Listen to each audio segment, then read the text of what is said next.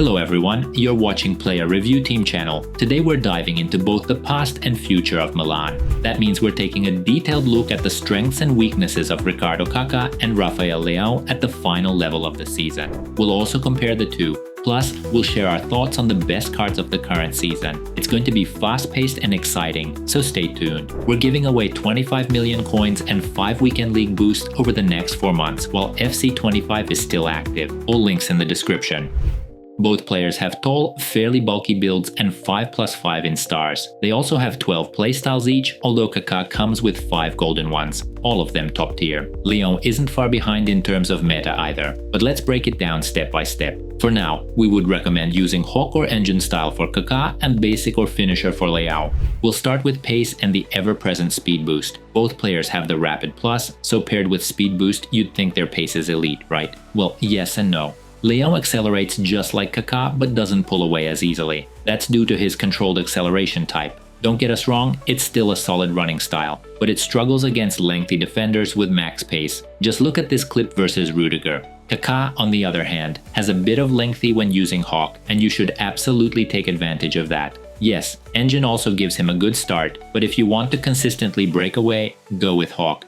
And here's the kicker. Kaká is basically a twin of the recent Thierry Henry card we covered in our last video. He's got great speed boost, solid top speed, and reliable finishing inside the box, though his body type is a bit bulkier. Looking at Kaká up close, you'll notice wide hips, reminiscent of Gullit. Of course, Kaká's a bit slimmer, but you get the idea. That kind of build helps him shield the ball under pressure, at least against defenders who aren't particularly big. Plus, he comes with the basic press proven, which helps hold off defenders during pressing situations, and that's genuinely useful. Let's move on to a duel with a central defender, where Kaká holds his ground, wins the ball, and delivers a key pass to Insigne. Aside from his large build, Kaká also has wide, sweeping animations for stepovers and other skill moves. Long story short, you'll need to get used to how he moves. But in a stable gameplay environment, he's not far behind the latest Henry, both in left stick dribbling and the sharpness of his skill moves. Still, if you rarely use combo skills or trickster, expect an adjustment period. Leão's a bit easier to handle. He's got better left stick control and the basic R1 playstyle that's surprisingly quick. That said, Leão isn't exactly feather light. Ferran Torres feels noticeably more agile than the Portuguese. So, just like with Kaká, you'll want to lean on skills, or at least R1 for better control. Speaking of which, you'll also want to use Trickster. It's the usual drill. Fake shot, cut inside, then hit a finesse or a trivela. Neither player has a trivela playstyle, but Leão and Kaká can still consistently nail those far post finishes. We'll come back to that trivela issue in a bit. First, let's talk about Leão's silver low driven shot. Sure, silver isn't gold, both in real life and in our favorite game, but even a silver low driven makes scoring in the box noticeably easier.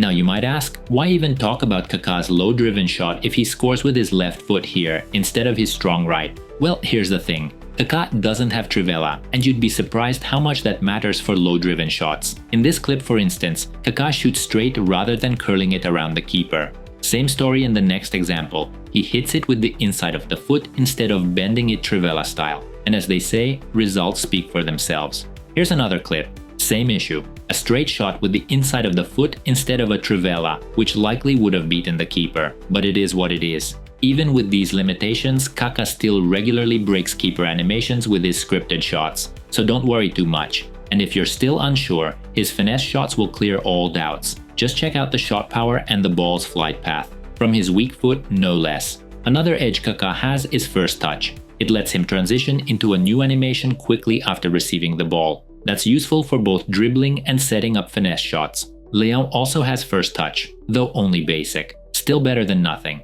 So where's the best spot to use Leão? Wing, striker, or central forward? Honestly, anywhere. His finesse plus and 5-star weak foot work for all 3 roles. And speaking of finesse, Leão's are just as good as Kaká's. Just look at these finishes from outside the box. Again, Leão can be used as a right-sided striker or right winger. Even if you don't use finesse shots, he can consistently hit trivela crosses. Fans of Trickster and Speed Boost won't be disappointed either. His long-distance pace isn't mind-blowing, but on short bursts, Leão tears it up. Also worth noting, both players have enough stamina for a full match. Kaká has Relentless, while Leão does not. They also share a key playstyle, Tiki-Taka, which still makes a big difference in many situations.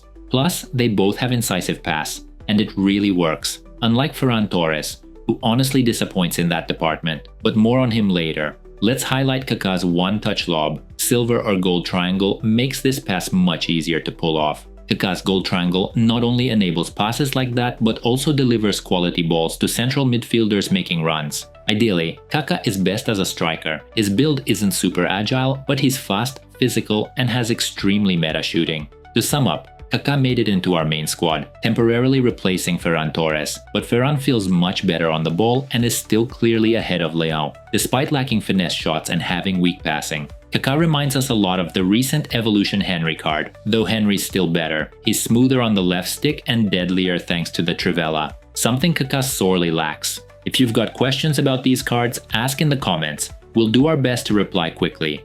And remember, full ratings for Kaká and Leão drop tomorrow on our Twitter.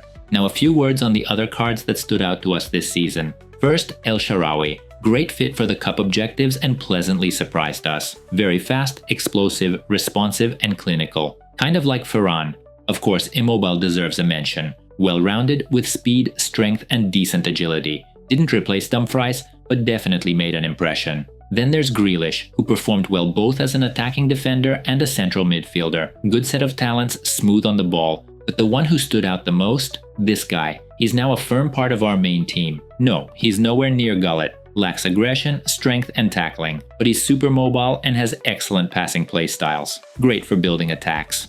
Tomori? Not bad, but nothing special. Didn't make the squad. Same for Eric Dier, but Calafiori deserves a shout. Sure, he won't make your main team, but you know who he reminds us of? Petr Cech. Remember that striker version? Looks similar, moves fast, and has outrageous shooting. Definitely worth a try if you like tall, fast, strong, clinical strikers. That's it for now. If you've got questions, drop them in the comments. And don't forget to subscribe so you don't miss more in-depth reviews. Thanks for watching and see you in the next videos.